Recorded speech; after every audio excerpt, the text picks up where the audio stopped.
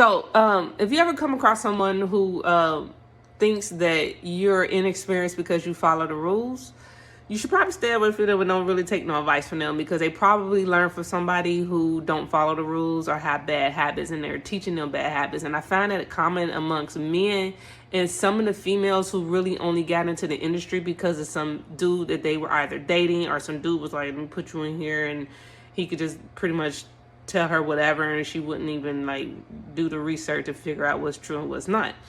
But anyways, stay away from those type of people. There's nothing wrong with following the rules. Like, you, especially if you're working for another company. Like, you're working for the other company and they have a set of rules that they want you to go by. You have a problem with those rules, you have a few options. You can leave, go somewhere else, start your own company, or you can talk to the people and talk to them about the rules and see if you have better rules, and see if y'all can work something out. But as long as their rules are not worse than what the like federal laws are, like for instance, you were required to pre-trip your truck. So these guys, a lot of guys don't pre-trip their trucks, and they don't do them because they want to save time, or they don't know how to, or they just don't want to do it. But like me, I don't understand not doing it, because like I'm always with the if. Like, so if you got pulled over, because it's a possibility that you can get pulled over. It's a possibility that you're targeted. It's a possibility that your company is targeted because you have a whole bunch of people in that company who don't follow the rules. So cops are just looking for you.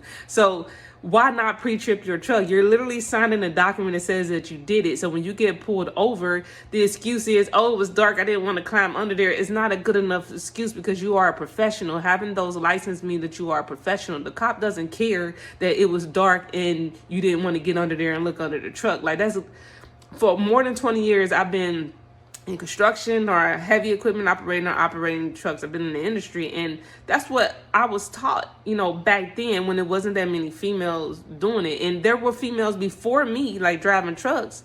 You just didn't see that many. You see more today, but you didn't see that many back then. So, like, I would climb under the truck. I would get under there with my flashlight. I would get under there to look, because in my mind, I'm like, I don't want to get pulled over and then have to deal with getting an infraction on my license. I didn't want to have to deal with that. So I'm getting paid to do this. I'm going to do it. I'm just going to make sure I'm covered. I'm not the type of person that, for instance, if my truck was missing some paperwork, to be riding without it because it's on my job, it's not my company. It's my license on the line too, right? So I'm going to do what I got to do to get the paperwork, so I'm riding legal. You feel me? Because and then I'll make arrangements to leave that company, because they're doing things they're not supposed to be doing, and I don't want to have them to keep trying to put me in the bind, to jeopardize my license. So when you have people out here and they have these messed up, like, to them, they think I'm inexperienced because I go by the rules. I do things by the book. I've been doing this stuff for more than 20 years in various different industries,